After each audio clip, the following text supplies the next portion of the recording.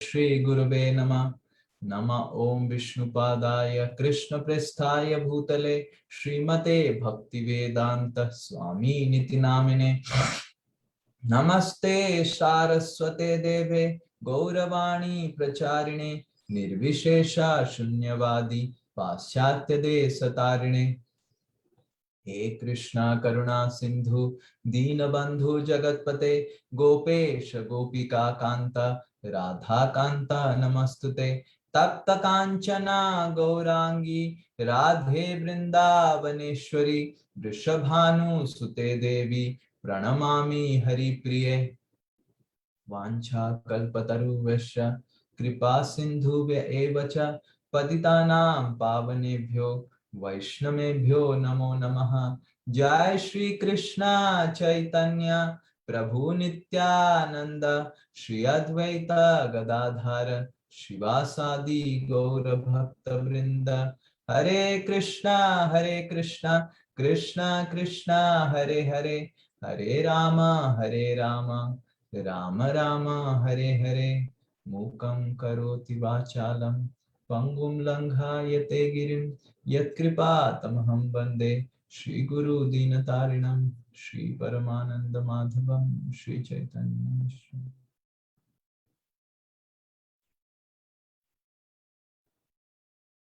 Hare Krishna.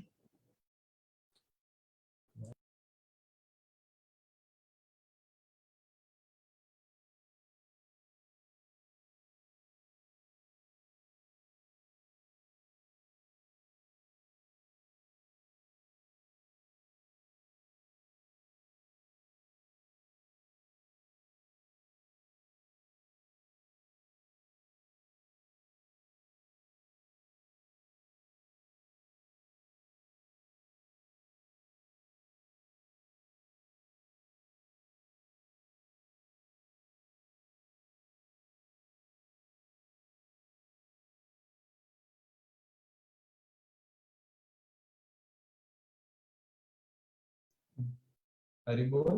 Hare Krishna. I don't know how I got disconnected, but I got disconnected. Where are other devotees? हम देख रहे हैं कि धीरे धीरे धीरे धीरे धीरे धीरे हमारा डिवोटीज का सुबह का क्लास अटेंड करना कम होते जा रहा है, होते जा रहा है, होते जा रहा है, होते जा रहा है। And devotees are not attending classes. They will join soon. तो आज today's class will be in English and Prabhuji will make translation in Hindi. Hare Krishna. So I request everyone to switch on their videos and attend the class very attentively. Hare Krishna. Which devotees are missing?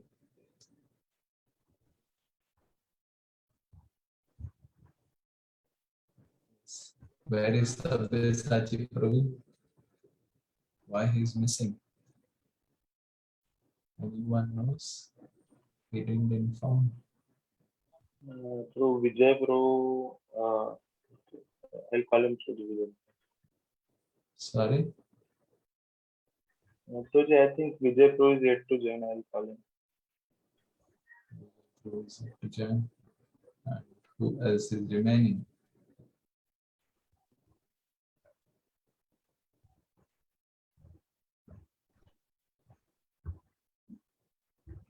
Where is Sabyasachi Prabhu?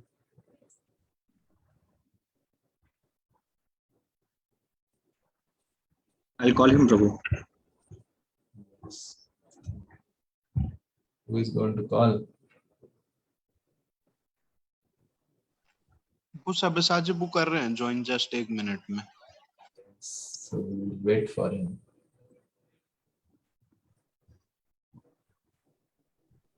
Who else is remaining?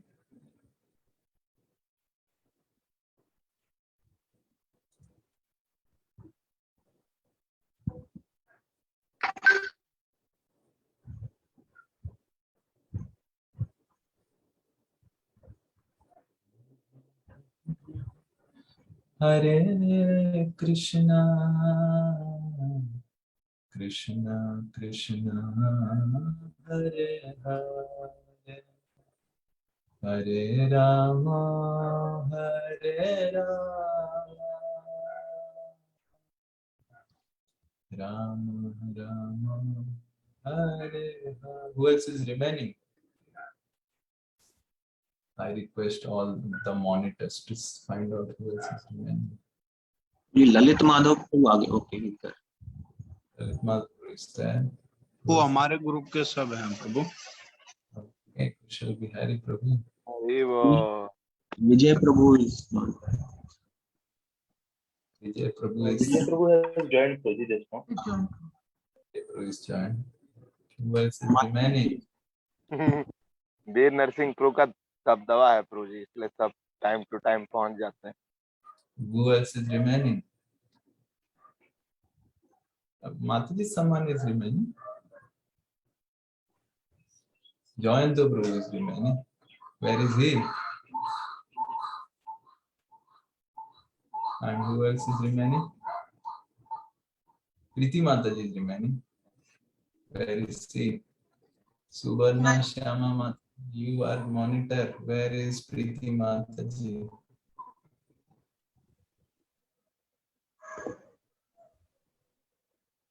प्रभु जी मैंने मतलब ये call नहीं किया है उनको, मैं करूं क्या?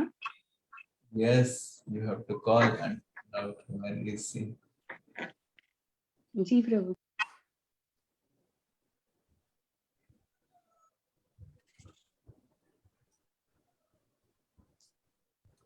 Hare Krishna, Hare Krishna,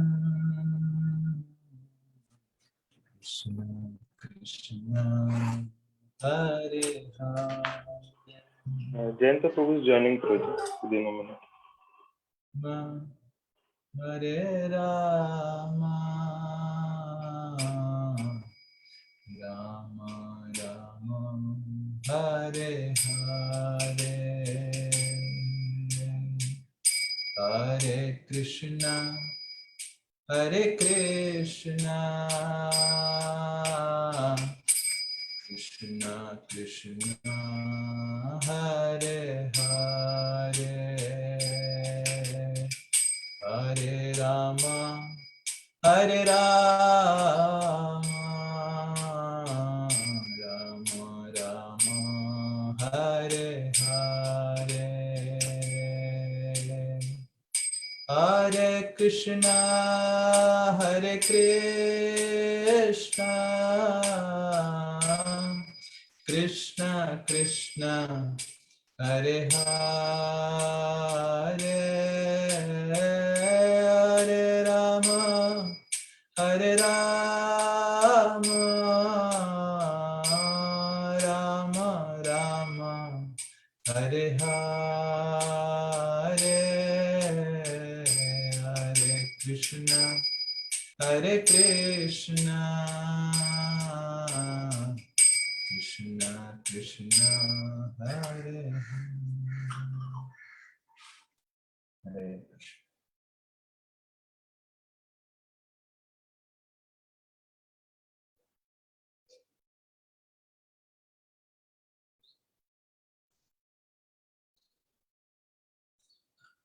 We all like freedom very much. Yes. And to be trained under Guru means there is no freedom.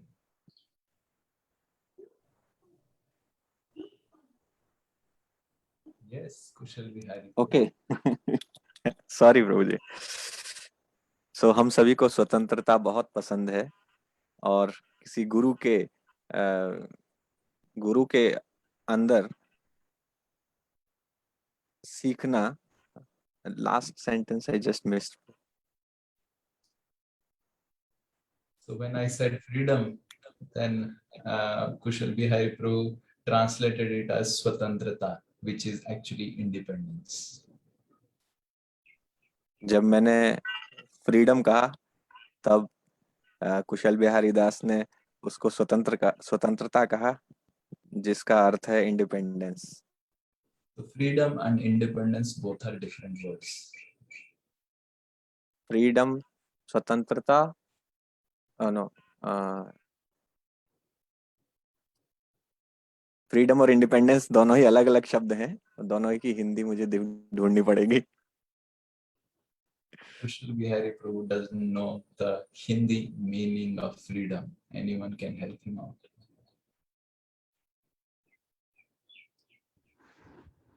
Actually दोनों सिनोनिम्स है प्रभु, तो हिंदी में भी वैसे आएगा, लेकिन निर्भर निर्भर डिपेंडेंस इज निर्भर, इंडिपेंडेंस मतलब आजादी। आत्मनिर्भरता, निर्भर, हाँ निर्भर, हाँ। Dependence. Freedom is Azadi, Prabhu. He just searched. Yes. So freedom is Cool. Azad. Azad. So freedom is Azad and independence is Swatantrata. तो हम जब भी देखते हैं, whenever we see that whenever we are speaking about independence and freedom, both are used in the same language. तो जब भी हम देखते हैं कि फ्रीडम और इंडिपेंडेंस का उपयोग किया जा रहा है, दोनों ही शब्दों का समान अर्थों में ही उपयोग किया जाता है, आजादी और स्वतंत्रता। According to scriptures. Come again, Prabhu. But actually that is not true according to scriptures. लेकिन शास्त्रों के अनुसार यह दोनों ही सेम नहीं है। So today we will see what is freedom and what is independence. तो आज हम ये देखेंगे कि क्या स्वतंत्रता है और क्या आजादी है, And how to attain real freedom. और किस प्रकार से हम वास्तविक आजादी को प्राप्त कर सकते हैं। We see that Americans fought for so many years for American War of Independence. हम देखते हैं कि अमेरिका वासियों ने अपने स्वतंत्रता के लिए कई वर्षों तक युद्ध किया। Almost like 70,000 people who were Americans, they died in the battle, and so many other people who joined the war of independence, they died. Almost like 130,000 people died as casualties, and if you see, lakhs and lakhs of people died for American War of Independence. हम देखते हैं कि 70,000 से ज्यादा America वासियों ने इस स्वतंत्रता की लड़ाई में अपनी जान गंवाई, और इसके अलावा 1,30,000 ऐसे लोग थे जो कि कैजुअलिटीज से, जिन्होंने इस उनके युद्ध को लड़ते हुए अपनी जान गंवाई। And after this American War of Independence, there was such a outbreak of smallpox that so many people died. और जैसे ही स्वतंत्रता प्राप्त हुई, उसके बाद खसरा, स्मॉल पॉक्स इतना ज्यादा फैला कि बहुत सारे लोगों की फिर से मृत्यु हुई। Then finally America got independence from British rule. और अंततोगत्वा अमेरिका को ब्रिटिश साम्राज्य से स्वतंत्रता प्राप्त हो गई। And then we see that how in India from 1857 till 1947, almost for a century, there was fight for independence. फिर हम भारत को देखते हैं कि किस प्रकार 1857 से लेकर 1947 तक, जो कि पूरा एक शताब्दी भारत ने युद्ध किया अपनी आजादी के लिए। And there were so many people who died, and so many people who were casualties. So many people were rendered homeless, and they were jailed and imprisoned for getting independence. और इस युद्ध में अनेकों लोग मारे गए, बहुत सारे कैजुअलिटीज भी हुए, और बहुत सारे लोग बेघर हो गए, और बहुत लोगों को जेल में जाना पड़ा, मतलब प्रिजन में जाना पड़ा। And finally in 1947 India got independence from British rule. और अंततोगत्वा 1947 में भारत को ब्रिटिश साम्राज्य से आजादी प्राप्त हुई। Today we are celebrating the 75th anniversary of India's independence. और आज हम भारत की आजादी की 75वीं वर्षगांठ मना रहे हैं। But are we becoming free from all this struggle for independence. लेकिन क्या हम इस आजादी के संघर्ष से मुक्त हो पाए हैं अभी तक? Previously, Britishers were exploiting us. Now, Indians are exploiting us. पहले अंग्रेज हमारा शोषण कर रहे थे और आज भारतीय हमारा शोषण कर रहे हैं. We see when Srila Prabhupada went to America, there was so much of turmoil among the youths of America. हम देखते हैं कि जब प्रभुपाद अमेरिका गए थे तो अमेरिका के तरुणों में बहुत ज्यादा परेशानी का माहौल था. And the reason is because of Vietnam War. और कारण था कि अमेरिका वियतनाम के साथ युद्ध कर रहा था.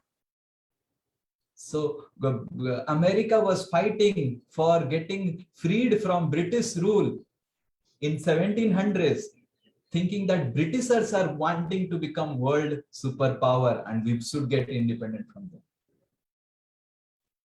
तो अमेरिका 18वीं शताब्दी में लड़ रहा था अंग्रेजों से मुक्ति के लिए, क्या ताकि अंग्रेजों से वो आजादी प्राप्त कर सके. But we can see that again the same Americans wanted to become superpower were sending all their youth to Vietnam War. और फिर हम देखते हैं कि अमेरिका वियतनाम के युद्ध में अपने तरुणों को भेजकर सुपर पावर चाहता था. So previously America was fighting against Britishers because Britishers wanted to become superpower, and now America is fighting himself to become the superpower. तो पहले अंग्रेज सुपर पावर बनना चाहते थे और फिर देखते हैं कि अमेरिका वासी सुपर पावर बनना चाहते थे. And that is why the youths of America became hippies and discarded the entire government of America. और इसी कारण से अमेरिका के जो तरुण थे, जो जवान लोग थे, उन्होंने सारे तंत्र को नकार दिया और हिप्पी बन गए. And Srila Prabhupada got those discarded Americans and made them into Paramhamsa Vaishnavas. और श्रील प्रभुपाद ने उन त्यागे हुए तरुणों को स्वीकार किया और उन्हें परमहंस वैष्णव बना दिया. That was Srila Prabhupada's glory, and he actually gave freedom to Americans, which और they ये श्रील प्रभु from 17th century. तो ये श्रील प्रभुपाद की महानता है कि प्रभुपाद ने उनको असली आजादी दी और उनको वैष्णव बनाया. So freedom and independence are two terms, and real freedom can be experienced not by independence but by dependence. तो फ्रीडम और इंडिपेंडेंस, स्वतंत्रता और आजादी दो अलग अलग टर्म हो सकते हैं, लेकिन वास्तविक जो आजादी या स्वतंत्रता है वो आत्मनिर्भरता से नहीं, वो निर्भरता से प्राप्त की जा सकती है. To give an example, we see a citizen and a criminal.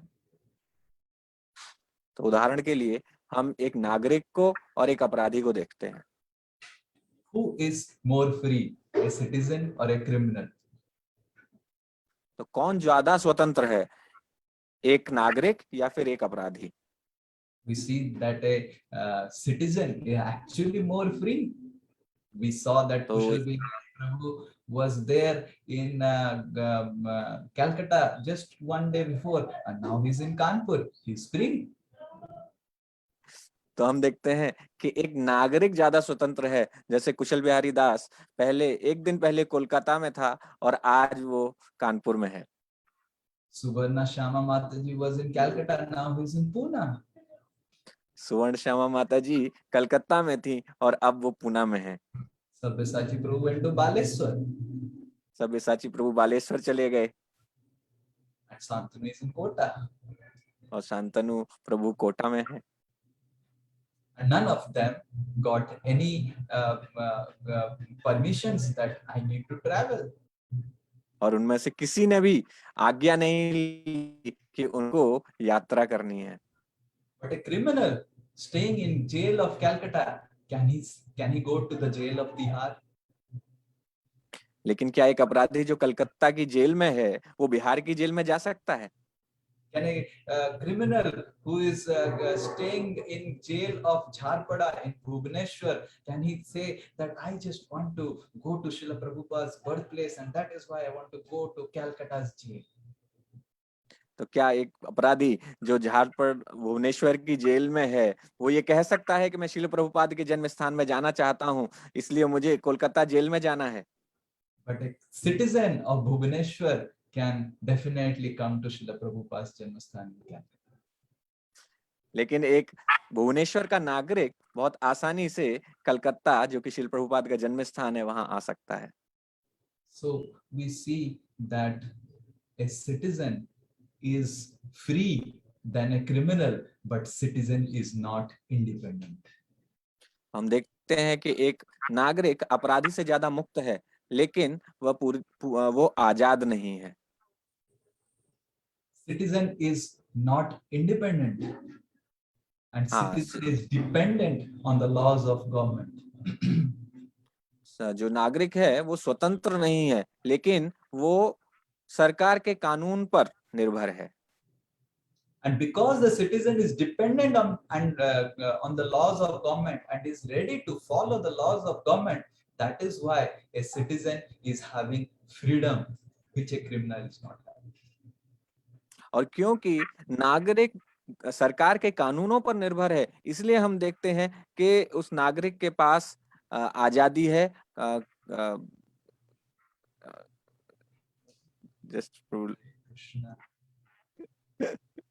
And a criminal, because he is breaking the rules of government, that is why he doesn't have freedom. और क्योंकि एक अपराधी नियमों को तोड़ रहा है, इसलिए उसके पास आजादी नहीं है। So that is why real freedom can be attained by following the laws of the authority. इसलिए जो वास्तविक आजादी, वास्तविक स्वतंत्रता है, वो प्राप्त की जा सकती है यदि हम अपने अथॉरिटी के निर्देशों का पालन करेंगे। The real authority is God. जो वास्तविक सत्ता है वो भगवान की है। धर्मस्य तत्वम निहितम गुहाया. धर्मस्य, this dharma is actually laws of God. जो धर्म है, धर्मस्य तत्वम निहितम गुहायाम, धर्म भगवान के नियम है, भगवान के कानून है। And more we become dependent on the laws of God and we are ready to follow the laws of God, more and more will become free in this world. और जितना हम भगवान के कानून पर निर्भर करेंगे और जितना उनका हम पालन करेंगे, उतना ही हम स्वतंत्र होते जाएंगे। To give an example, God has given us this body and has created a system of where to put food. भगवान ने, उदाहरण के लिए, भगवान ने हमें ये शरीर दिया है और उन्होंने एक तंत्र बनाया है कि कहाँ पर हमें भोजन डालना है।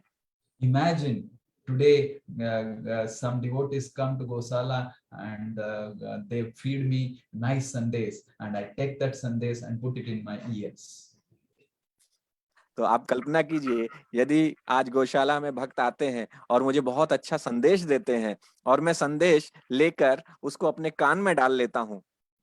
And telling that today I am more free, I can put in different holes of my body and I can achieve the same result. This is freedom, independent state. तो अगर मैं ये कहूँ कि मैं आजाद हूँ और मैं शरीर के किसी भी छिद्र में इसको डालकर आनंद प्राप्त कर सकता हूँ, और यही वास्तविक आजादी है। So I will be considered the most full number one who celebrated the Independence Day of India. तो मुझे जो है मूर्ख नंबर 1 माना जाएगा जो भारत की आजादी मना रहा है। So real independence can be celebrated by becoming dependent on the laws of God. वास्तविक स्वतंत्रता तभी अनुभूत की जा सकती है यदि हम भगवान के नियमों पर निर्भर करते हैं, उनका पालन करते हैं। But in society, we are breaking the laws of God, and that is why our freedom is continuously being choked by the nature. लेकिन इस समाज में हम लगातार भगवान के नियमों को तोड़ रहे हैं। इसी कारण से हमारी आजादी रोकी जा रही है। Previously, we were ready to move anywhere, but without now vaccination certificate, we cannot move anywhere. This is meaning of freedom being choked.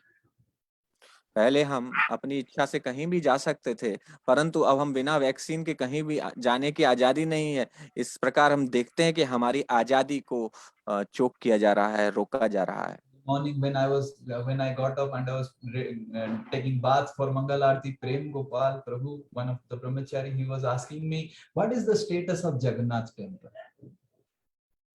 सुबह जब मैं स्नान कर रहा था मंगल आरती में जाने के लिए, उस समय एक हमारे ब्रह्मचारी प्रेम गोपाल प्रभु मुझसे पूछ रहे थे कि जगन्नाथपुरी का क्या स्टेटस है। I said that you can enter Jagannath temple only when you have a vaccination certificate of second dose. मैंने बताया कि आप जगन्नाथपुरी के मंदिर में तभी प्रवेश कर सकते हैं जब आपके पास वैक्सीनेशन की सेकंड डोज का सर्टिफिकेट आपको मिला हुआ है। And previously we were fighting that why ISKCON, American ISKCONs and other nationalities people are not allowed in Jagannath Puri. Now we will fight that why someone is not having vaccination certificate is not allowed in Jagannath Puri. तो अब पहले हम लड़ रहे थे कि क्यों जो अमेरिका वासी इस्कॉन के भक्त हैं उन्हें मंदिर में प्रवेश करने की अनुमति नहीं दी जाती है, लेकिन अब हम इस बात की लड़ेंगे कि जिन्होंने वैक्सीन नहीं ली है उनको प्रवेश की अनुमति क्यों नहीं दी जाती है। We are seeing every day our freedom is being choked by the material nature. हम देखते हैं कि ये भौतिक प्रकृति प्रतिदिन हमारी स्वतंत्रता को बंद करती जा रही है। Because every day we are breaking the laws of God and becoming independent of the laws of God. क्योंकि प्रतिदिन हम भगवान के नियमों को तोड़ रहे हैं और इन नियमों को तोड़कर हम आजाद बनना चाहते हैं। We see the life of Narad Muni. हम नारद मुनि के जीवन को देखते हैं।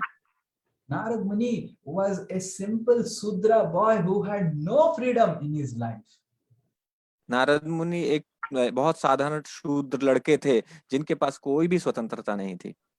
He was extremely poverty stricken. वह बहुत ही ज्यादा गरीबी से ग्रस्त थे। And he was not knowing anything of this world. और उन्हें इस संसार के बारे में कुछ भी पता नहीं था। And the same Narad boy becomes Narad Muni, and he can now fly anywhere, any part, even from Vaikuntha to the lowest planetary systems. और वही सेम नारद लड़का जो छोटा लड़का था, वो आज वैकुंठ से लेकर भौतिक संसार के कहीं किसी भी स्थान पर आजादी से जा सकता है। So नारद मुनि बन गए वो। this is what Krishna consciousness can award us. ये वो है जो कृष्ण चेतना हमें प्रदान कर सकती है। So what Indians fought for a century to attain the independence has no meaning until unless we follow and become dependent on the laws of God. तो एक शताब्दी तक लड़ने के बाद जो भारत ने स्वतंत्रता प्राप्त की, उसका कोई अभिप्राय नहीं है यदि हम भगवान के नियमों का पालन नहीं करते हैं। And God's laws is being spoken in most precise way in 3 aphorisms of Vedas. और भगवान के नियम इन 3 अफोरिज्म वेदों के 3 अफोरिज्म में, वेद के 3 वाक्य, वेद के 3 वाक्यों में प्रस्तुत किए गए हैं। So these aphorisms are what we are going to discuss today to attain real freedom. तो ये वो 3 वाक्य हैं जिनका हम आज जिन पर चर्चा करेंगे ताकि हमें वास्तविक स्वतंत्रता मिल सके। First one and the second one and third one are asato ma satkamayo, tamaso ma jyotirkamayo, मृत्युर मा अमृतकमयो। पहला, दूसरा और तीसरा वाक्य है असतो मा सद्गमय तमसो मा ज्योतिर्गमय मृत्युर्मा अमृत. मृत्युर्मा अमृतम गमय. So we will see today the 4 P's for attaining real freedom based on these 3 slokas of Vedas. तो हम 4 पी के बारे में जानेंगे इन 3 वाक्यों के आधार पर. The first one is asato ma satgamayo. पहला है असतो मा सद्गमय. And the first P is philosophy of life. और पहला पी है जीवन का दर्शन. Everyone in India has his own philosophy of life. Bharat में प्रत्येक व्यक्ति की जीवन की स्वयं का दर्शन है. And everyone is convinced, not just in India, all over the world, that what philosophy I am leading in for my life is actually right. और प्रत्येक व्यक्ति पूरी तरह कन्विंस है कि वो जीवन में जिस दर्शन का पालन कर रहा है वही वास्तविकता में सही दर्शन है. And this is coming down from ages together, starting from the time of Hiranyaksha. और ये अनेक युगों से चलता आ रहा है, हिरण्याक्ष के समय से प्रारंभ करके.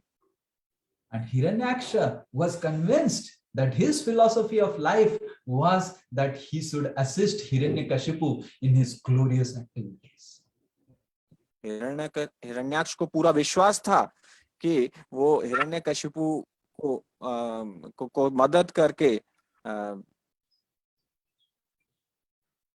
Hiranyakashipu was fully engaged in killing the cows. He was fully engaged in burning down the sages and destroying the yagyas, and for that he needs money. Hiranyakashipu का पूरा जीवन में जो कार्य था वो था गायों की हत्या करना और ऋषियों को मारना और यज्ञों को ध्वंस करना, और इसके लिए उसे पैसे की जरूरत थी. And Hiranyaksha, being so such a subordinate, he went and started stealing all the gold from the world, and finally the earth fell down from the orbit. तो हिरण्याक्ष उनका बहुत अच्छा अनुयायी था और उसने पृथ्वी से सारे स्वर्ण को चुराना प्रारंभ कर दिया, जिस वजह से पृथ्वी गर्भ सागर में गिर गई. And when Barahadev appeared to fight with Hiranyaksha, Barahadev was telling how nefarious you are, and Hiranyaksha was telling, I am following and helping the glorious activity of my brother, and you are telling me I am a criminal. और जब वराहदेव प्रकट हुए तो वराहदेव ने हिरण्याक्ष से कहा कि वह कितना गलत कार्य कर रहा था, लेकिन हिरण्याक्ष ने कहा कि मैं हिरण्यकशिपु की मदद कर रहा था और आप मुझे ये कह रहे हैं कि मैं एक अपराधी हूँ. And then Barahadev finally kills Hiranyaksha. और तब वराहदेव अंततोगत्वा उस हिरण्याक्ष को मार देते हैं. And now comes Hiranyakashipu. Hiranyakashipu is convinced that my younger brother was right, and this Vishnu is the source of all problems in this world. और हिरण्यकशिपु सोच रहा है कि जो मेरा अनुज था हिरण्याक्ष वो सही था और यह जो विष्णु है यह सबसे बड़ा अपराधी है. And Hiranyakashipu did whatever he did to become independent of the laws of Vishnu. और हिरण्यकशिपु ने जो करना था वो किया ताकि वो विष्णु के कानूनों से बाहर निकल सके, उनसे आजादी प्राप्त कर सके. So this fight for independence is not just 75 years old or 100 years old, starting from Britishers to Indians to Americans. It is actually coming from the time of Hiranyakashipu. तो ये आजादी की लड़ाई कोई 75-100 भाइयों को या अमेरिका वासियों को आजादी की लड़ाई के वर्षों की नहीं है. ये तब समय की है जब हिरण्यकशिपु आजादी प्राप्त करना चाहता था भगवान के नियमों से. Appears and Hiranyakashipu is killed. और अंत में नरसिंह देव प्रकट होते हैं और हिरण्यकशिपु मारा जाता है. And the most interesting story in Bhagavatam happens after Hiranyakashipu is killed. और जो सबसे रोचक कहानी है भागवतम की है, हिरण्यकशिपु मर जाता है। And what is that? Is Diti, the mother of Hiranyakashipu, starts thinking, ki my two sons, Hiranyakashipu and Hiranyaksha, they were so glorious, so nice. They were the most beautiful kids of the entire universe. तो जो हिरण्यकशिपु और हिरण्याक्ष की माँ है दिति, वो ये सोचने लगती है कि मेरे जो दो बच्चे थे, मेरे बेटे थे, वो कितने महान थे और कितने सुंदर थे और सबसे अच्छे लोग थे इस ब्रह्मांड के। And he does not misunderstand Vishnu who killed them. He says that the reason why Vishnu killed was Indra, and Indra is the culprit. और वो उन्हें भगवान विष्णु से कोई समस्या नहीं होती, उनको गलत नहीं समझती। वो ये कहती है कि इंद्र के कारण भगवान विष्णु ने मेरे बच्चों को मारा। You see the same situation. Hiranyaksha got killed by Vishnu, and Hiranyaksha got killed by Vishnu, and Hiranyakashipu also killed. And Hiranyakashipu was thinking Vishnu is the culprit, and Diti was thinking Indra is the culprit. तो आप समान परिस्थितियां देखिए कि किस प्रकार हिरण्यकशिपु ये कह रहा था कि विष्णु ने मेरे भाई को मारा और उनकी माता ये कह रही थी कि इंद्र ने मेरे दोनों बच्चों को मरवाया। And Diti starts the first war of independence against Indra. और दिति इंद्र के विरुद्ध जो पहला स्वतंत्रता की लड़ाई है, प्रथम स्वाधीनता संग्राम प्रारंभ करती है। And how she does it? Because she is the most intelligent woman. और किस प्रकार वो करती है? क्योंकि वो सबसे विद्वान महिला है। She starts serving her husband very, very nicely. वो अपने पति की सेवा बहुत अच्छे तरीके से प्रारंभ कर देती है। To learn from the ladies how to get things done from their husbands. हमें स्त्रियों से सीखने की आवश्यकता है कि अपने पतियों से किस प्रकार से काम करवाया जाए। And then Diti serves Kashyap Muni very nicely. And finally, when Kashyap is pleased and ask a benediction, Diti says, I want a benediction. I want a son who can kill Indra. तो वो बहुत अच्छे से कश्यप की सेवा करती हैं और कश्यप मुनि जब प्रसन्न होते हैं तो उनसे पूछते हैं कि बोलो तुम्हें क्या चाहिए। तो वो कहती हैं कि मुझे एक ऐसा पुत्र चाहिए जो इंद्र को मार सके। You see that how Diti was convinced of his philosophy of her life. तो आप देखिए कि किस प्रकार दिति पूरी तरीके से आश्वस्त थी कि उनके जीवन की जो जीवन का दर्शन है वही सही दर्शन है। So the first thing to attain real freedom is to change the philosophy of our life according to the message of scriptures. तो पहली चीज जो हमें समझनी है वो ये है कि शास्त्रों के संदेश के आधार पर हमें अपने जीवन का दर्शन बनाना है। We are not going to live life based on what I think right and what I think wrong. हम इस आधार पर अपने जीवन का नेतृत्व नहीं करने वाले कि मैं जो सोचता हूँ वही सही है, मैं जो समझता हूँ वही सही है। Because Hiranyakashipu was thinking he is right, Diti was thinking she is right, Hiranyaksha was thinking she is right, Ravan was thinking he is right, Sisupal was thinking he is right. Everyone, the 7.7 billion people in this entire world, and we really don't know how many people are in the universe, all are thinking that they are right. तो हिरण्यकशिपु सोच रहा था कि वो सही था, दिति सोच रही थी कि वो सही थी, और हिरण्याक्ष सोच रहा था कि वो सही था, रावण सोच रहा था कि वो सही था, शिशुपाल सोच रहा था कि वो सही था, और इस संसार के 7.5 अरब लोग सोचते हैं कि वो सही है, और हमें नहीं पता कि इस ब्रह्मांड में कितने लोग हैं जो सब ये सोचते हैं कि हम ही सही हैं। And the most insignificant Srinitaya Das also thinks that he is right. और सबसे इनसिग्निफिकेंट कुशल बिहारी दास भी यही सोचता है कि वही सही है। This is the problem of why we are being tortured by the laws of material nature. यही कारण है जिसके कारण हम प्रकृति के नियमों द्वारा प्रताड़ित किए जा रहे हैं. Because we are convinced that what we are thinking is right. क्योंकि हम पूरी तरह से आश्वस्त हैं कि जो हम सोचते हैं वही सही है. And we don't even have a benefit of doubt that it may be wrong. और हम संदेह भी नहीं करते हैं कि जो हम सोचते हैं गलत भी हो सकता है.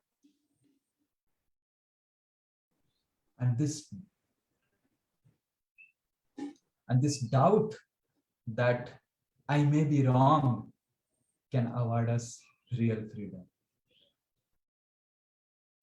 और ये जो संदेह है कि मैं भी गलत हो सकता हूं, ये हमें वास्तविक स्वतंत्रता प्रदान करता है.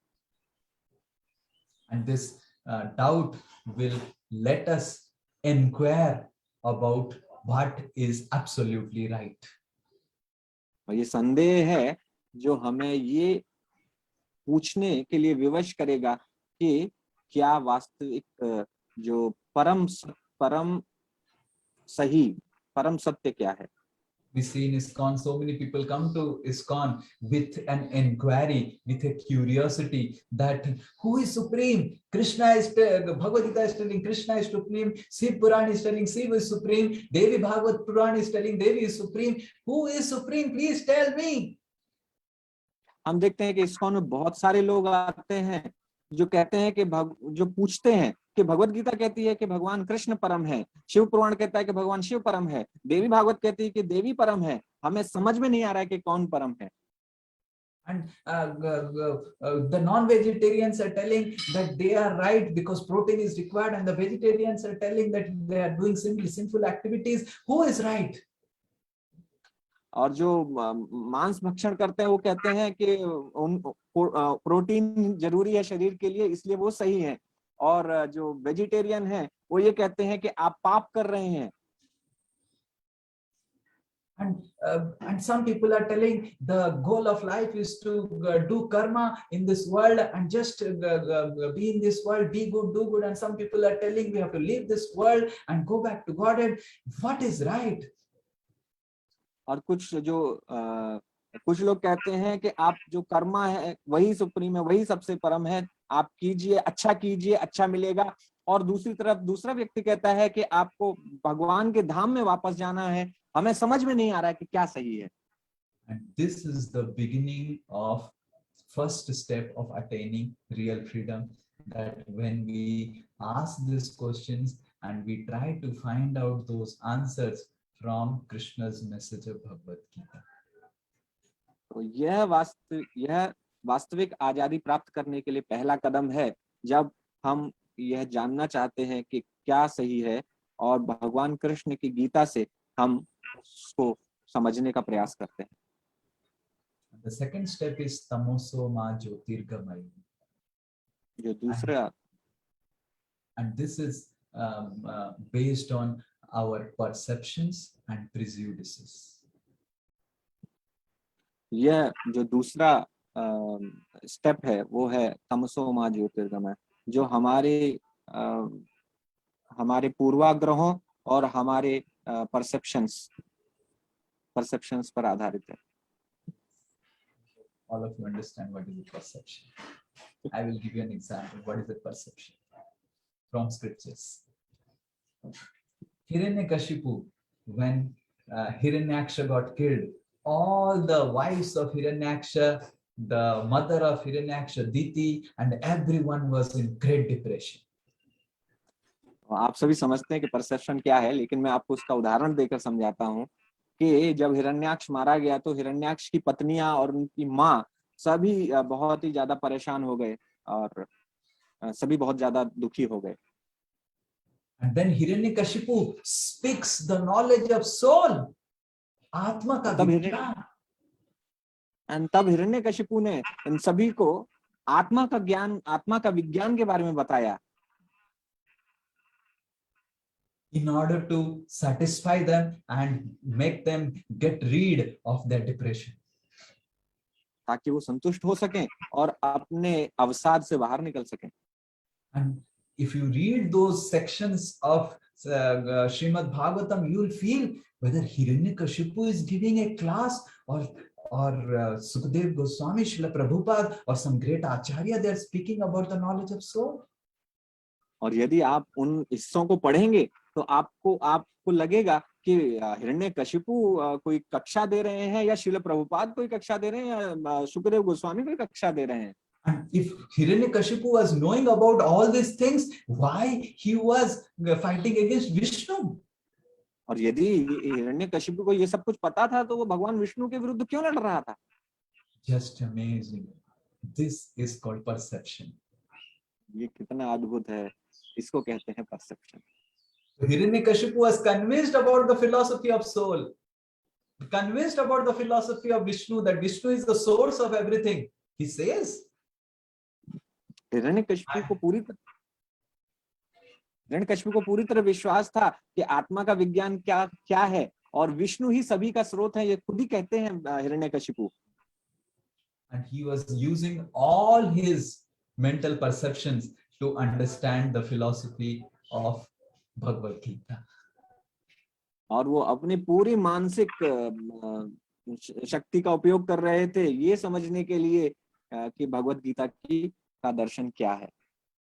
So this is called perception, that we may have the right philosophy, but we may perceive the right philosophy according to what we think right.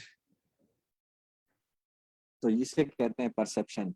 हमें वास्तविक वस्तु पता हो सकती है, लेकिन इसके अनुसार के हम क्या सोचते हैं सही है, हम उसको परसीव करते हैं, उसको समझते हैं। Even if we get to know the right philosophy, that the right philosophy is mentioned in Bhagavad Gita, we may not be able to attain real freedom in this life if we do not get rid of these perceptions and prejudices. हाँ, तो हमें भगवत गीता के सही दर्शन के बारे में पता हो सकता है, लेकिन उसमें हम फिर भी वास्तविक स्वतंत्रता को प्राप्त नहीं कर सकते यदि हम अपने पूर्वाग्रहों परसेप्शन के हिसाब से उसको समझते रहेंगे, जो कि क्या सही है। Perceptions are something which are based on our mind, but prejudices are something which are based on our ego. Perception वो जो हमारे मन के आधार पर चलते हैं, आधारित हैं, लेकिन पूर्वाग्रह वो है जो हमारे अहंकार के कारण होते हैं। Prejudice means a strong conviction that this is the right application of Bhagavad Gita, the philosophy of Gita. पूर्वाग्रह का अर्थ ये है कि हम पूरी तरह आश्वस्त हैं कि यही भगवत गीता का वास्तविक उपयोग है। And here is where we need acharyas in our life.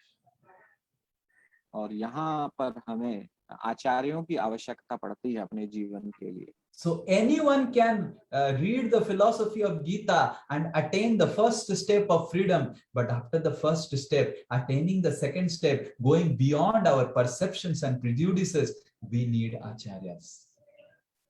कोई भी पहले स्टेप को समझ सकता है भगवत गीता को पढ़ने के बाद, लेकिन उसका उपयोग करने के लिए अपने पूर्वाग्रहों अपने विचारों से बाहर निकलने के लिए हमें आचार्यों की आवश्यकता पड़ती है।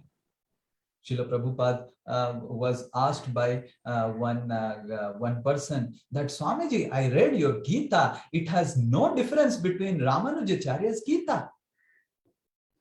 श्रील प्रभुपाद से एक व्यक्ति ने कहा कि प्रभुपाद, मैंने आपकी भगवत गीता पढ़ी है और आपकी भगवत गीता रामानुजाचार्य की भगवत गीता से बिल्कुल भी भिन्न नहीं है। It's a nonsense. Why did you write a Gita like this? ये बेकार की बात है कि आपने इस प्रकार की भगवत गीता क्यों लिखी।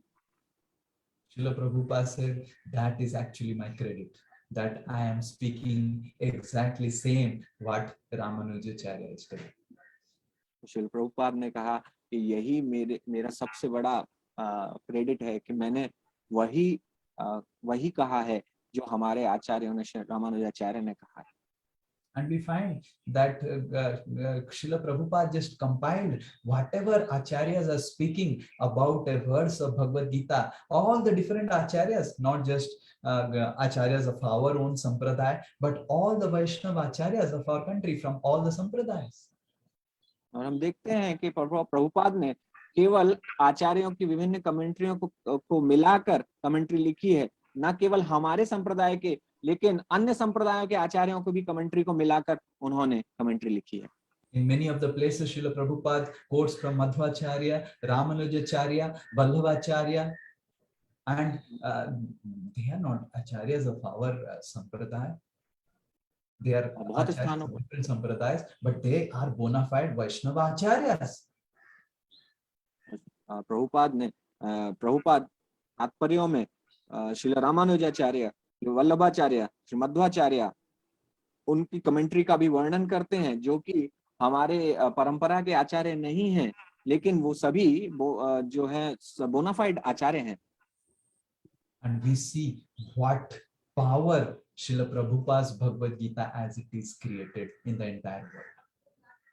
हम देखते हैं कि श्रील प्रभुपाद की भगवत गीता ने कितनी शक्ति उत्पन्न की इस संसार में आने के बाद. Srila Prabhupada used to say that there are so many 800 editions of Gita when I reached United States of America.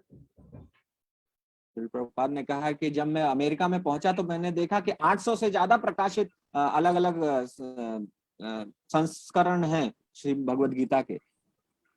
And there was not a single American who was following the Yuga Dharma of this age of Kali, that is chanting Hare Krishna mantra.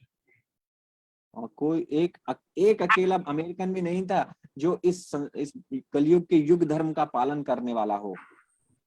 So this is because everyone who was writing Bhagavad Gita was putting his perceptions and prejudices in line. यह इसलिए है क्योंकि ये सभी लोग जो भगवत गीता लिख रहे थे वे अपने विचारों और अपने पूर्वाग्रहों को उनकी भगवत गीता में डाल रहे थे. Similarly, all of you are trying to give the message of Gita, becoming some teachers and give spirit of Gita and all those things. And if you really want, if you really think that you can make your presentation powerful, the only way is that you speak what you have heard from the acharyas. तो आप सभी अब भगवत गीता का प्रचार कर रहे हैं, कक्षाएं ले रहे हैं, लेकिन यदि आप वास्तविकता में चाहते हैं कि आपके प्रचार से परिवर्तन आए, तो आपको वही बोलना चाहिए जो हमारे आचार्यों ने बोला है. And if acharyas have not said anything, then we must refrain from speaking that thing. यदि आचार्यों ने कुछ भी नहीं कहा है किसी बारे में, तो हमें भी उस बारे में कुछ भी नहीं बोलना चाहिए. And we must only speak what our previous acharyas have spoken. और हमें केवल वही बोलना चाहिए जो हमारे पूर्व आचार्यों ने बोला. This is tamaso ma jyotirgamayo. Even if we have light of Bhagavad Gita, we may be in darkness because of our perceptions and prejudices. तो यह है तमसो मा ज्योतिर्गमय. यद्यपि हम भगवत गीता पढ़ सकते हैं, लेकिन फिर भगवत गीता के प्रकाश को देख सकते हैं, फिर भी हम अंधकार में हो सकते हैं केवल हमारे विचारों और पूर्वाग्रहों. Because our perceptions and prejudices are closing all the doors to receive the real light of Bhagavad Gita in our life. क्योंकि हमारे परसेप्शन, हमारे पूर्वाग्रह जो प्रकाश है भगवत गीता का, उसके सामने दरवाजा लगा देते हैं, बंद कर देते हैं, उसको प्रकाश को आने नहीं देते हैं. That is why it is very, very important that we give up all the prejudices and perceptions and we learn and speak according to our previous acharyas. तो इसीलिए यह बहुत आवश्यक है कि हम अपने विचारों और अपने पूर्वाग्रहों का त्याग करें और अपने पूर्ववर्ती आचार्यों के आधार पर बोलना प्रारंभ करें. Srila Prabhupada said that the only strength I have is that I am simply repeating the words of my spiritual master, Srila Bhaktisiddhanta Saraswati Thakur. Srila Prabhupada ने कहा कि मेरी अगर कोई शक्ति है तो वो केवल ये है कि मैं केवल अपने मेरे गुरु महाराज श्रील भक्ति सिद्धांत सरस्वती ठाकुर के शब्दों को पुनः बोल रहा हूँ. And one time, Srila Bhakti Siddhanta Saraswati Thakur was asked by a person in Calcutta that Swamiji, Maharaji, you are so powerful. You have created 64 mathas all over India. And your Gurudev, Gaur Kishore Das Babaji Maharaj, is not that powerful. He's sitting just in one corner of Mayapur and he's not from there. और इसी प्रकार एक बार श्री भक्ति सिद्धांत सरस्वती ठाकुर के पास कोलकाता में एक आदमी आया और उसने बोला कि आप तो कितने शक्तिशाली हैं, आपने पूरे भारत में 64 मठों की स्थापना की है, लेकिन आपके जो गुरु महाराज हैं वो मायापुर के एक छोटे से किसी कोने में बैठे हुए हैं, वो इतने शक्तिशाली नहीं है। Bhakti Siddhanta Saraswati Thakur said that the person who is sitting in one corner of Mayapur, my Gurudev, Srila Gaur Kishore Das Babaji Maharaj, is chanting pure names, and by the power house of those pure names, I am able to do whatever I am able to do.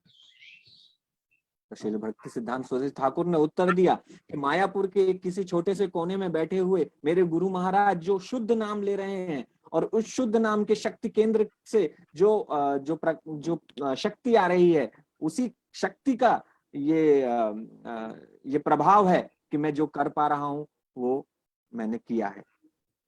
And when Srila Gaur Kishore Das Babaji Maharaj was asked by Bhakti Siddhanta Saraswati Thakur ki give me initiation, Gaur Kishore Das Babaji Maharaj said, your father Bhakti Vinod Thakur is a Mahabhagavat and I am his Siksha disciple, so you must take Diksha from your father.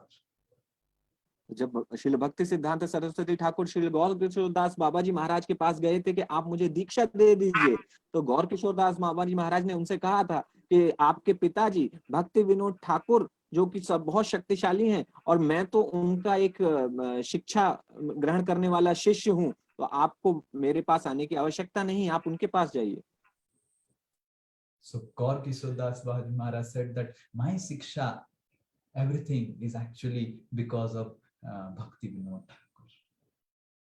तो गौर किशोर दास बाबा जी महाराज ने कहा कि मेरी जो भी शिक्षा है वो भक्ति विनोद ठाकुर के कारण है। And Bhakti Vinod Thakur in his songs have always mentioned that I am simply a fallen servant of Rupa and Raghunath. भक्ति विनोद ठाकुर ने अपने भजन में लिखा है कि मैं एक श्री रूप और रघुनाथ का एक पतित अनुयायी हूँ।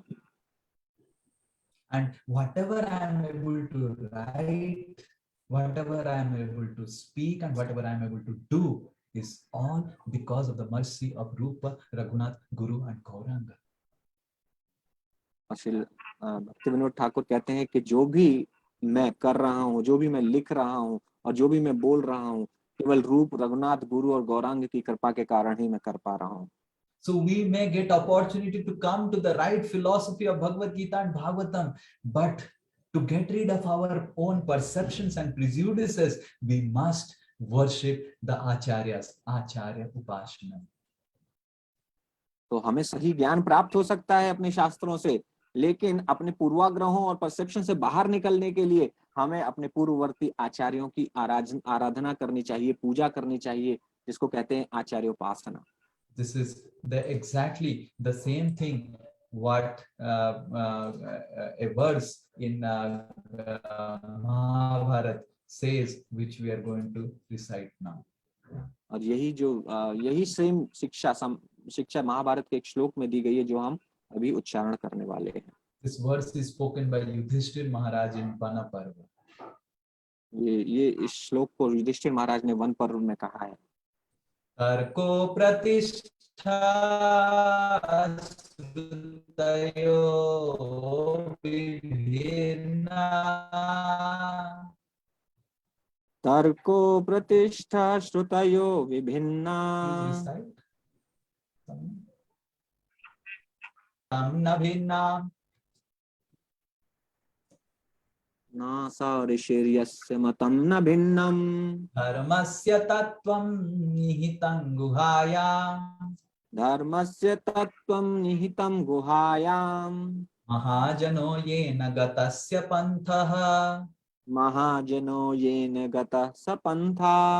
तर्को अप्रतिष्ठा श्रुतयो विभिन्ना, Shruti, Ved, and Upanishad speak hundreds of things which may be contradictory in nature. श्रुति श्रुति मंत्र बहुत सारी ऐसी चीजें बोल सकते हैं जो एक दूसरे से कॉन्ट्रडिक्शन में है. Like for example, the Puranas, some of the Puranas, they say that you can eat meat by offering it to Kali, and Bhagavatam says you must completely refrain from eating meat. उदाहरण के लिए कि कुछ पुराण ये बोल सकते हैं कि आप जो है मांसाहार कर सकते हैं काली को माँ काली को चढ़ाने के बाद, और आप भागवतम में पढ़ेंगे कि आपको बिल्कुल भी मांसाहार नहीं करना चाहिए. And if you read both the Puranas, you will get confused that who is what is right. और अगर आप दोनों पुराणों को पढ़ेंगे तो आप पूरी तरीके से कंफ्यूज हो जाएंगे कि क्या सही है और क्या गलत है. So that is why Srutoyo Bibhinna, Shruti speak hundreds and thousands of things. Yudhishthir Maharaj is telling that the Puranas, the Vedas speak hundreds and thousands of things based on the level of audience. Yudhishthir महाराज कह रहे हैं कि श्रुति मंत्रों में बहुत सारी चीजें विरोधाभासी होती हैं और उसमें हजारों चीजें दी हुई हैं, और जो ऑडियंस है उसके आधार पर ये सब कहा गया है. But dharmasya tattvam nihitam guhaya. This dharma is actually very rahasyamay, is very mystical, and it's a secret. But that secret can only be revealed महाजनो येन गतस्य पंथा. तो धर्म का जो तत्व है वो बहुत ही बहुत गुप्त है, बहुत ही रहस्यमय है, लेकिन हम उसको महाजनो येन गता, महाजन जिस रास्ते पर चले हैं उसका पालन करके हम समझ सकते हैं. Srila Prabhupada gives the translation of Mahajan as self-realized predecessors.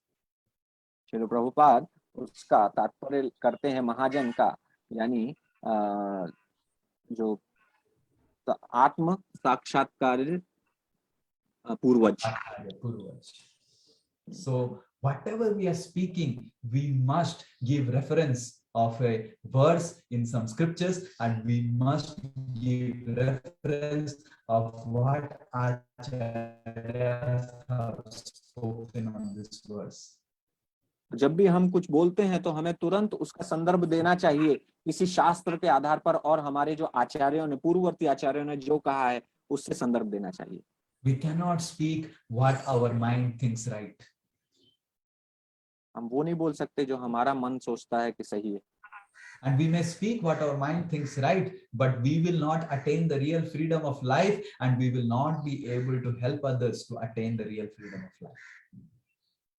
हम बोल सकते हैं जो हमारा मन बोल रहा है, लेकिन उससे हमें वास्तविक आजादी नहीं मिलेगी और हम दूसरों को भी वो वास्तविक आजादी नहीं दिलवा पाएंगे. So we must lead a life according to the lives of previous acharyas. तो हमें ऐसे जीवन को जीना चाहिए जो कि हमारे पूर्ववर्ती आचार्यों के निर्देशों के अनुसार हो. And this is Acharya Upashanam, and this is the only way to get rid of the prejudices and perceptions that we are having inside our heart for following the message of the scriptures. तो इसी को कहते हैं आचार्य उपासनम, और इसी के आधार पर हम अपने पूर्वाग्रहों और अपने परसेप्शन से बाहर निकल सकते हैं. आचार्यों के again and again say that don't follow the guru, don't follow the acharyas, you are right, you are self-realized, you have remembered all the verses of Bhagavad Gita and main verses of Bhagavatam, you know now everything.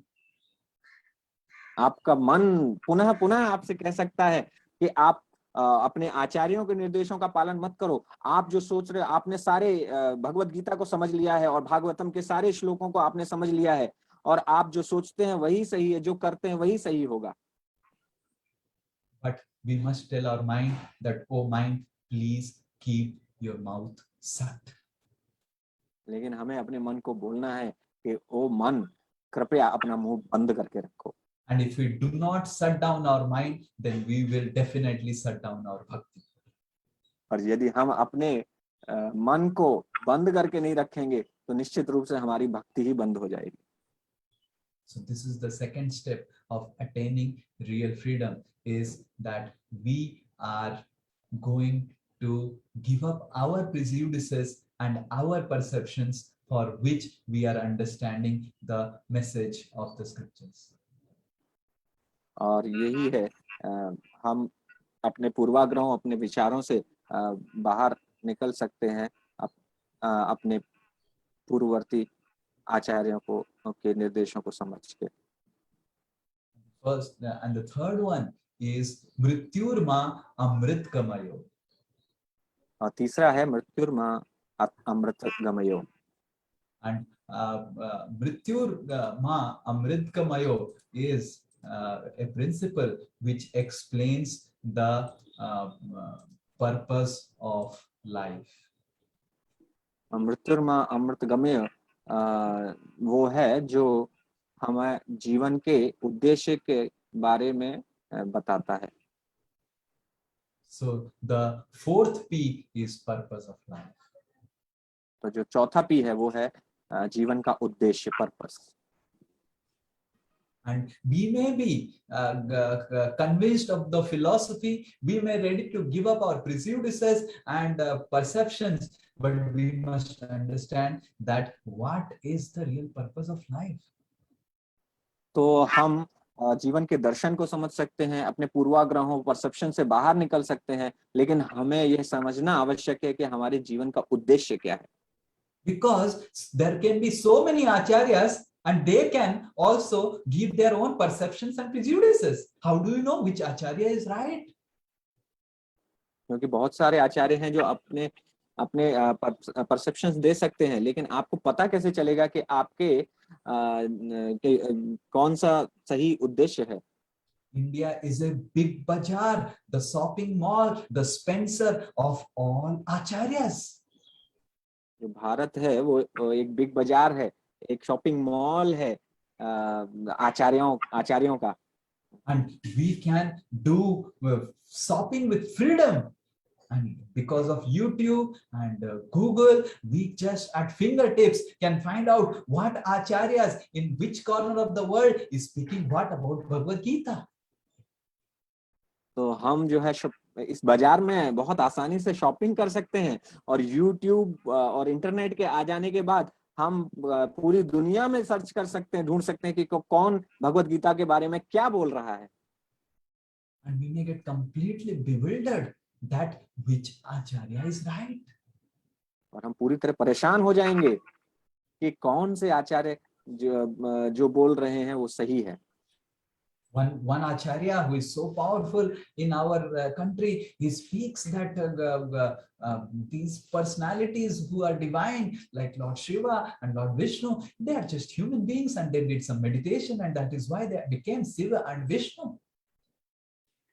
और हमारे देश में एक बहुत बड़े आचार्य हैं जो ये बोलते हैं कि ये जो व्यक्तित्व हैं कृष्ण और शिव, ये जैसे व्यक्तित्व एक्चुअली वास्तव में एक साधारण मनुष्य हैं, और जो एक्चुअली देवत्व को जिन्होंने प्राप्त कर लिया. And you all can become Shiva, you all can become Vishnu. और आप सब भी शिव का बन सकते हैं, विष्णु बन सकते हैं. And this is the purpose of life. और यही जीवन का उद्देश्य है. And then there is some acharyas who say that the goal of life is to stay here and just be good and do good with others. And that's the message of scriptures, message of Bhagavad Gita. और कुछ आचार्य हो सकते हैं जो ये बोलेंगे कि just आप अच्छे बन जाइए और अच्छा कीजिए, और यही जो भगवत गीता का संदेश है. And some acharya says that this Krishna who is there in Vrindavan is different than the Krishna who is there in Kurukshetra, as different than the Krishna who is there in Dwarka, and all three Krishna are different. And the most nefarious of all the Krishna is the Krishna in Vrindavan because he did such an obnoxious activity of Ras Leela. और कोई आचार्य कह सकता है कि जो कृष्ण है वृंदावन में वो अलग है, कृष्ण जो कुरुक्षेत्र में है वो अलग है, कृष्ण जो द्वारका में है वो अलग है, और इन तीनों कृष्ण में जो सबसे खराब कृष्ण है वो है वृंदावन के कृष्ण, क्योंकि उन्होंने सबसे गंदे कार्य किए.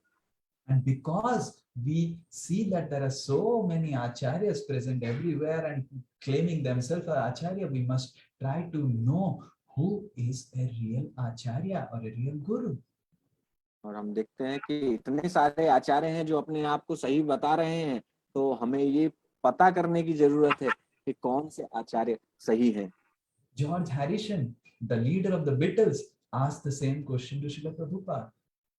जॉर्ज हैरिसन जो बीटल्स के नेता थे, उन्होंने श्रील प्रभुपाद से यही सेम प्रश्न पूछा था। George Harrison asked that there are so many gurus in India. Who is right? You are telling something, the other people are telling something contradictory. Who is right? उन्होंने पूछा कि भारत में बहुत सारे गुरु हैं, जो कोई कहता है कि जो मैं कह रहा हूँ सही है, दूसरा आप कह रहे हैं जो आप कहते हैं वो सही है, तो हम उसको कैसे समझें कि कौन सही है। Srila Prabhupada replied that the message of Bhagavad Gita or any scripture is to love God, and any guru who helps us to love and serve God is right guru.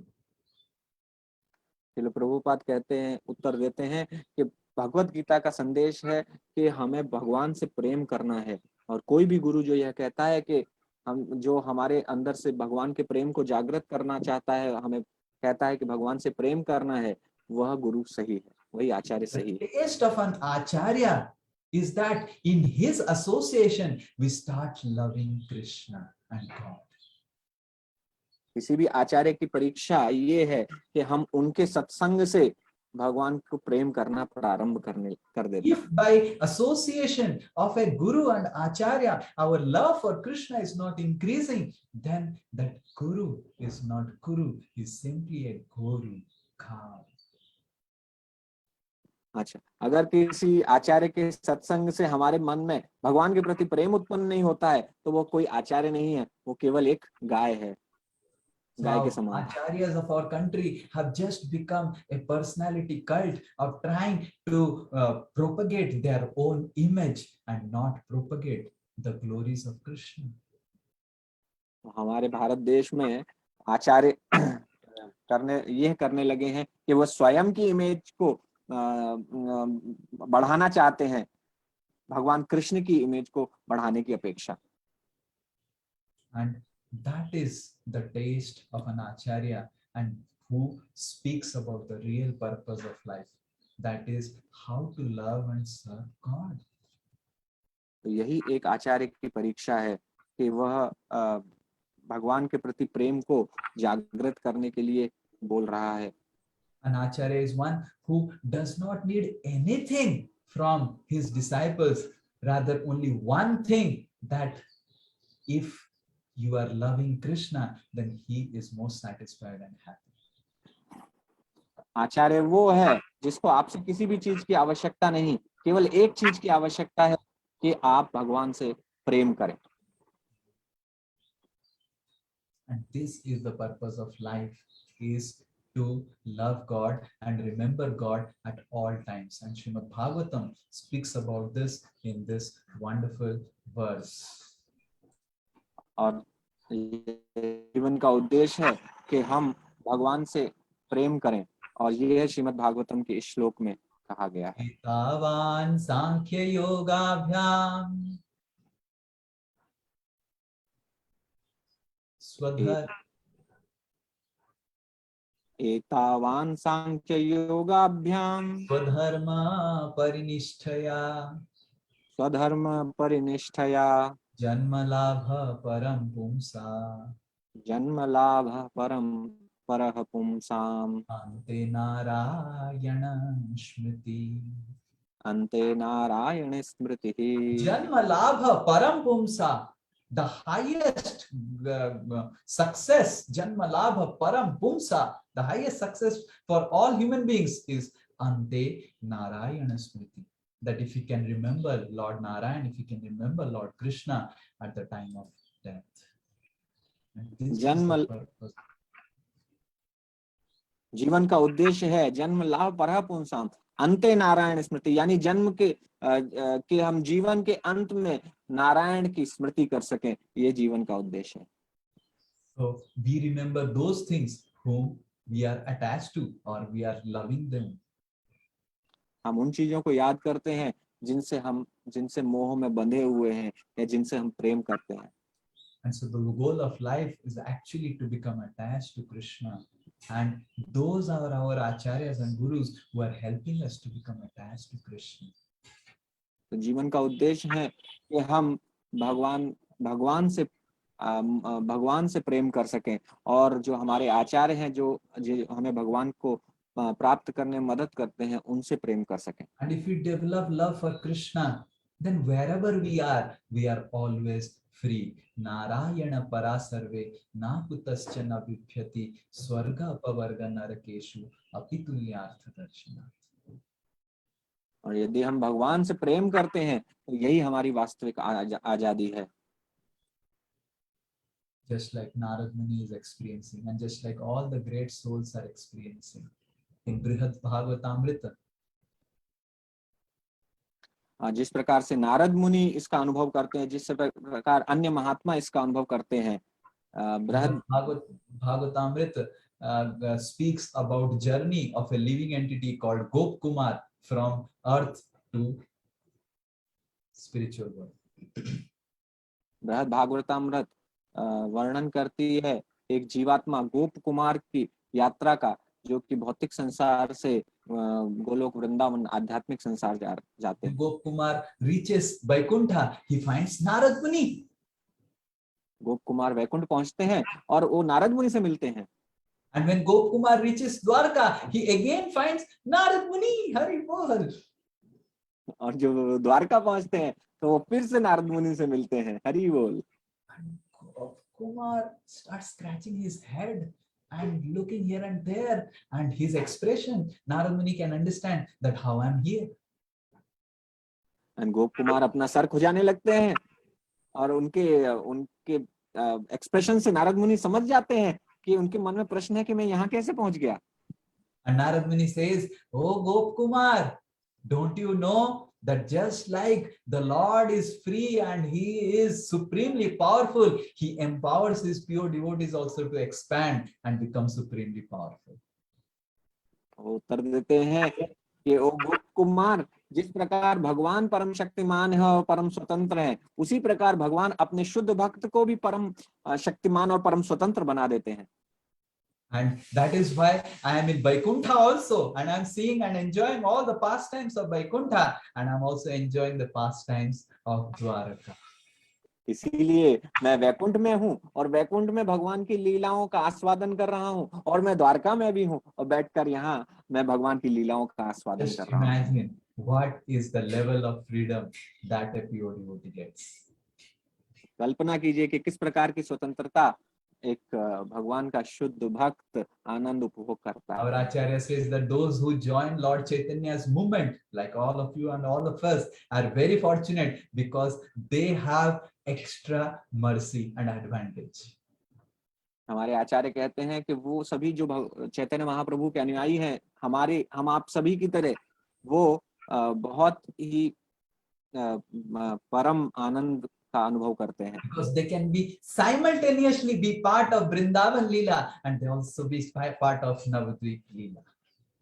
क्योंकि वो एक ही समय वृंदावन लीला का भी हिस्सा बन सकते हैं और नवद्वीप लीला का भी हिस्सा बन सकते हैं. So anyone who takes shelter of Lord Chaitanya gets a clone avatar in spiritual world. तो जो भी भगवान चैतन्य महाप्रभु की शरण में आता है, उसको एक क्लोन अवतार मिल जाता है. And he participates in Lord Chaitanya's Leela of Sankirtan movement and also gets to enter the Madhurya Ras of Vrindavan Dham.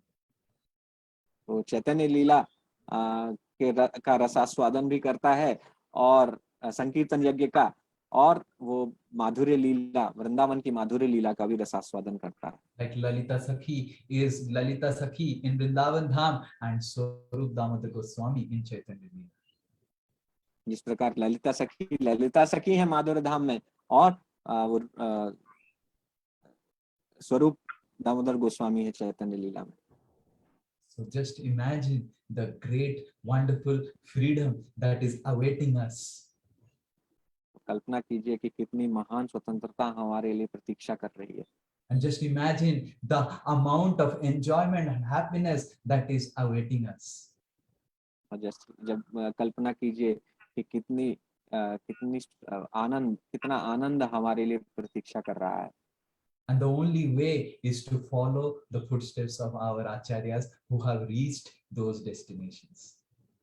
और केवल एक ही मार्ग है, वो है कि अपने आचार्यों के चरण चिन्हों का अनुपालन करना। And these और freedom fighters had this same slogan. और जो स्वतंत्रता सेनानी थे उनका सेम नारा था, यही नारा था कि they were inspiring each other by telling that आजादी हमारा जन्मसिद्ध अधिकार है. आजादी is our birthright. वो सब बोल रहे थे कि आजादी हमारा जन्मसिद्ध अधिकार है। Must understand the real right of the spirit soul is to live in spiritual world, becoming dependent and loving the Supreme Lord and accepting the love of the Supreme Lord Krishna. तो हमारा जो एक जीवात्मा का यह अधिकार है कि वो आध्यात्मिक संसार में भगवान पर निर्भर बने और भगवान से प्रेम करे। And material energy Maya Devi is actually trying to obstruct us from experiencing our real right of experiencing the love of Krishna. और माया देवी ये प्रयास कर रही हैं कि जो हमारा वास्तविक अधिकार है उसे हमें ना दें, जो कि है भगवान से प्रेम करना। So we are being vanchit, we are being obstructed, we are not getting the love of Krishna, which is our right. तो हम वंचित किए जा रहे हैं कि हम भगवान कृष्ण से प्रेम नहीं कर पा रहे हैं, जो कि हमारा अधिकार है। So that is the real freedom that we can attain. तो यह वास्तविक आजादी है जो हम प्राप्त कर सकते हैं। So I beg to all of you that you pray to Krishna in this Independence Day of India, that we get independent from India.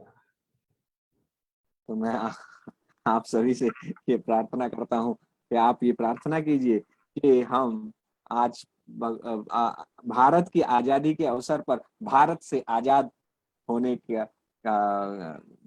के लक्ष्य को प्राप्त कर सकें। And not get just independent of India, get independent of the entire world, the entire heavenly planets, the entire universe, and become dependent on the lotus feet of Krishna and Srimati Radha. न केवल भारत से आजादी बल्कि संपूर्ण विश्व से आजादी, इस ब्रह्मांड से आजादी, स्वर्गलोक से आजादी, इन सभी से आजादी प्राप्त करके हम पूरी तरह भगवान श्री कृष्ण के श्री चरणों पर निर्भर हो सके। And so long we are having this body in India, we need to follow some rules as a formality of all the Indian laws. जब तक हमारे पास ये शरीर है तब तक हमें जरूरत पड़ेगी कि हम भारत के नियमों का पालन करें। Hare Krishna, thank you so much. हरे कृष्णा, बहुत बहुत धन्यवाद। की जय। जय। Yes, anyone has any questions?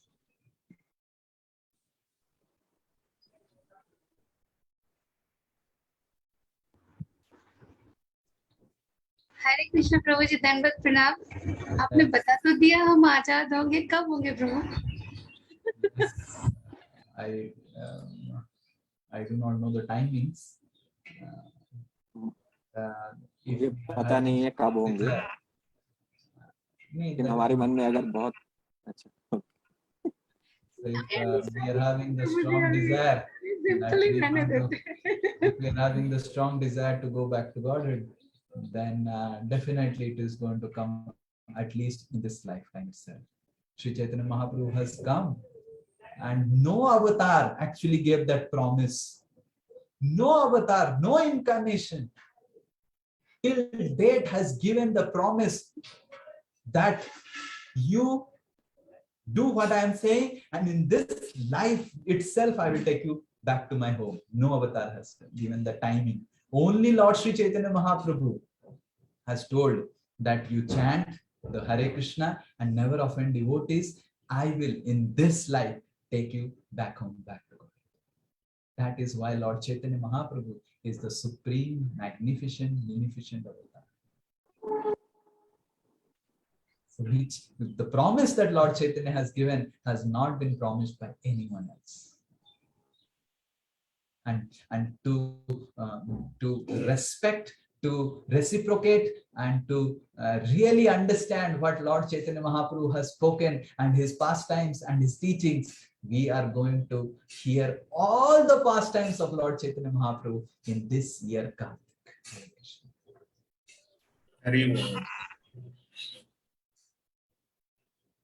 Anyone else has any question?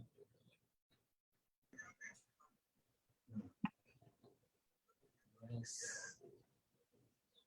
हरे कृष्णा प्रभु जी। Yes. एक्चुअली प्रभु जी मतलब विकलांग सुन के ऐसे लग रहा है कि हम नोवेयर, मतलब कुछ भगवान के प्रति प्रेम नहीं है। I'm in Calcutta, you are in Varanasi. हाँ प्रभु जी। I'm in Calcutta and you are in Varanasi. We know where we are. Actually लग रहा है कुछ भगवान के प्रति प्रेम नहीं है। There are so much of anarthas. कैसे होगा प्रभु जी? It's very difficult. Yes, so it is difficult, but it is not impossible. It is difficult to attain love for Krishna, but it is difficult to manage a family also in Kali Yuga. It is difficult to get a job. It is difficult to get into IIT. But we have to understand that as much as we are trying our level best to love Krishna and go back to him, Krishna is more eager to receive us in his spiritual world. So we must understand that we are not alone in the struggle. All the devotees are there who are inspiring us, and if we take their association very seriously, and we especially take the message of the acharyas very seriously, if we hear very attentively and try to chant very attentively, these two our process, Sravanam and Kirtanam, we hear the message from the superiors, gurus, and we chant very attentively. And if we are serious in these two things, if we make really notes, if we meditate, then our smaranam will change. And unless our smaranam changes, we are not going to be able to clear off all those things that are stored in our mind. Anarthas are troubling us because we have not reached, or we are not trying to reach to the stage of smaranam. And why we are not reaching the stage of smaranam? Because we are hearing, like today, nice class you heard, but you will never share it with others. And if we do not share it, we lose what we learned today. So Sravanam can only transform into right Kirtanam only when we share what we heard. And that will help us to chant very nicely. And when we chant very nicely and we speak about Krishna to others, whenever we speak, Aaj aapne kya khaya? Whether he eats, whether he eats samosa or pizza, the next day morning, it's the same transformation. You have seen? Whether we eat samosa, the stool that comes out is yellow. Whether we eat pizza, the stool that comes out is yellow. Samosa and pizza is from here till here. That's it. The difference between a samosa and pizza is this much. Correct? All of you agree with this? Say Hari Bol. Hari Bol. And for this much, we are speaking a lot. Oh, today I did this, today I did that, today I did that. But we can make our mind very stable and remember Krishna more and more. We speak what we heard. So we have to create a culture individually and collectively of speaking with each other what we heard. Today in today's class, Prabhuji was telling like this and this and this, and I was very, very happy. But this I could not understand. This I was not able to apply. Could you please tell how do you apply in life? आप कैसे कर रहे हैं? मैंने ये सुना आज कक्षा में, रविवार की कक्षा में सुबह, पर मैं इसको जीवन में पालन नहीं कर पा रहा हूं. आप कैसे करते हैं बताएंगे? हे सखी, हे सखा, हे प्रभु जी, हे माता जी. And this is the way. And when we speak and share what we have heard, then those things actually get stored in our heart. And that leads to smaranam. And that is why when we are sitting for chanting, we don't remember Krishna, we remember so many things because our smaranam is not good. And हमारा स्मरणम is not good. क्यों हमारा स्मरणम अच्छा नहीं है? क्योंकि हमारा श्रवण के बाद कीर्तन नहीं हो रहा है. हम जो सुनते हैं उसको बोलते नहीं हैं. We don't share it with others. We don't discuss it with others. So Shravanam leads to Kirtanam. And if Shravanam leads to Kirtanam, Kirtanam will lead to Smaranam. Smaran hoga आपका. And then Smaran से Vandanam और Archanam होगा. भगवान की अच्छे से अर्चना कर सकते हैं हम और भगवान की वंदना कर सकते हैं. और जब तक भगवान की स्मरण हम नहीं करेंगे तो भगवान की वंदना हम नहीं कर सकते हैं, अर्चना नहीं कर सकते हैं. क्योंकि भगवान की वंदना तो कर रहे हैं पर अंदर कुछ और वंदना चल रहा है. Kirtan is very, very important. So whatever we are hearing in Bhagavad Gita, Bhagavatam, we must share it with others. We must discuss it with others. Yeah, I heard this, but I am not able to follow this. Can anyone help me out to follow this? That will help us. Personally, I have seen whatever strength I have is all because every day I hear the classes of my Gurudev. Every day. Recently, I was sharing this with Pushpa Bihari Prabhu. That you can tell me the name and topic of my Gurudev's classes, and I can tell what he is speaking inside the class. So a disciple should be made by the words of spiritual master. And you can test me. I am ready for challenge. But I should have heard that lecture. If I have not heard, then I do not accept the challenge. But if I have heard from the topic itself, I can say that what Gurudev is going to speak. How many times do you hear it? I hear one. But it's not about how many times we hear, but we must hear with intensity. If we are really hearing with intensity that this message can actually give me freedom, how much intense we should. I'm just Prabhuji or Gurudev is speaking something. Speaking something. Because we take spiritual personalities cheaply, we take their message also cheaply. And because we take their message cheaply, that is why those messages do not penetrate our life. It just penetrates our ear and comes out from that ear. It can only penetrate our life and enter our heart and change our heart when we give sufficient respect to the speaker.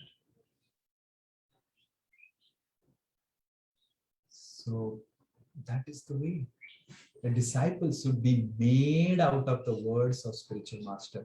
एक शिष्य अपने गुरु की वाणी से बनना चाहिए. और जब एक शिष्य अपने गुरु की वाणी से बनता है, तब शिष्य का जीवन परिवर्तन होता है और शिष्य जरूर भगवत धाम गामी होता है. उसका स्मरण भगवान का बढ़ेगा, उसको शक्ति मिलेगा भगवान की स्मरण करने के लिए. भगवान का स्मरण करना का मतलब है कि भगवान को हमारे हृदय में धारण करना. भगवान समग्र सृष्टि के नायक है, समग्र सृष्टि उनके हृदय में, शरीर में है. सोचिए, उनको हम हृदय में धारण कर रहे हैं, कितना शक्ति चाहिए. और वो केवल गुरु की वाणी से हमको शक्ति मिली. We must be extremely intense in hearing the words of spiritual master. We must be very ready. I see that so many times I have spoken that please switch on the video, switch on the video, switch on the video. Hardly anyone switch on. That means you do not have any respect. And if you do not have any respect, you cannot go ahead in Krishna consciousness. That's for sure. I can give guarantee. I can write down. I can challenge that none of you will go back to Godhead until and unless you respect the spiritual master. And until and unless you really take it a vow in our life that I must follow what is being told. The value of how much we are giving value to the words of spiritual master is how we follow it. And how much we are respecting it. How much we are eager to it.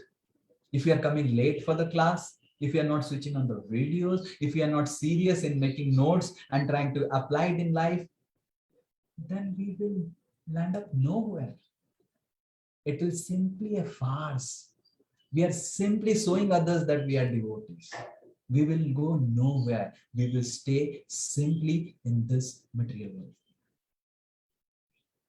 Don't think that spiritual life is just a plaything. It's a serious business. And the only way we can attain spiritual life and spiritual world is by surrender. So that is there. So everyone attends the class.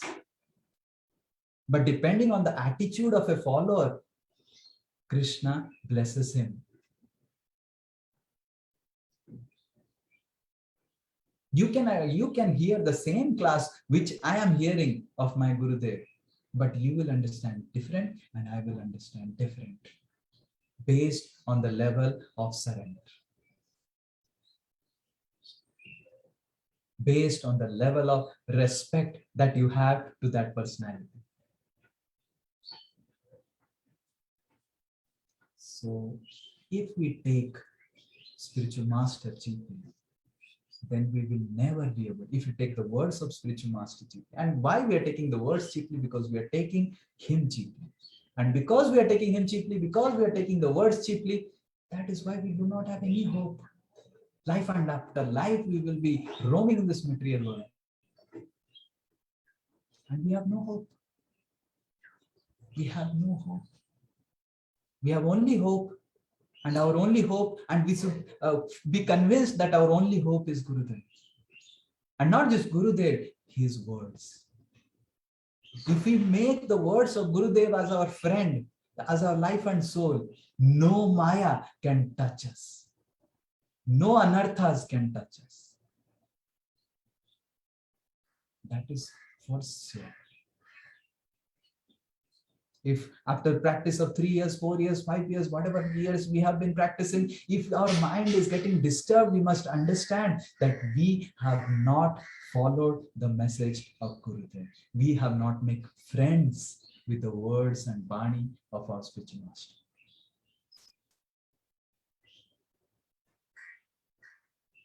And that is the reason mind is troubling us. Only by surrendering to the words of spiritual master, we can control the mind and we can go back to God. That is why spiritual life is. Krishna is going to see our surrender to Guru. And based on the surrender to Guru, Krishna is going to certify us that how much will be surrendered to the Brajavasis and the Vaikuntavasis. If we are taking spiritual master cheaply, then we will definitely take Brajavasis cheaply. And Krishna will never give us entrance into spiritual life. And Krishna will never allow us to get rid of our anarthas. We can never get rid of our anarthas. We can only get rid of our anarthas when we get higher. So these are some of the principles we must try to follow. If we really want to become serious and we really want to go back to Godhead. So many people join our movement with so much of purpose. Some people want to join ISKCON because ISKCON is a big organization. Some people want to join ISKCON because I can get a very good stay. Some people join ISKCON that, oh, very nice, ISKCON is really glamorous and is very famous and I am a part of a big organization. Some people join ISKCON and do the goal of their life is just to collect some donations and so to the temple that I am a big donor collector. And some people join ISKCON so that they can get some followers. And all those people will get everything, but they will not get love for Krishna. So if you really value love for Krishna beyond anything of this world, then we will value the spiritual master. Because he is not offering you wealth, woman, followers. He is offering you love for Krishna.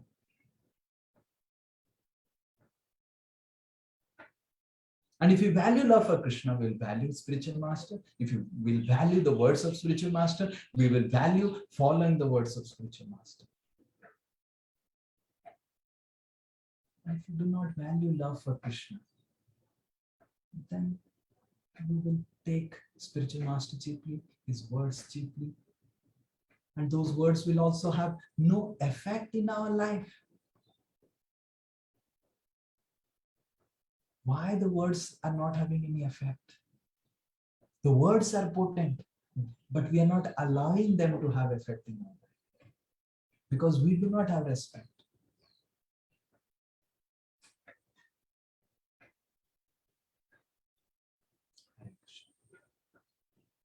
Thank you very much.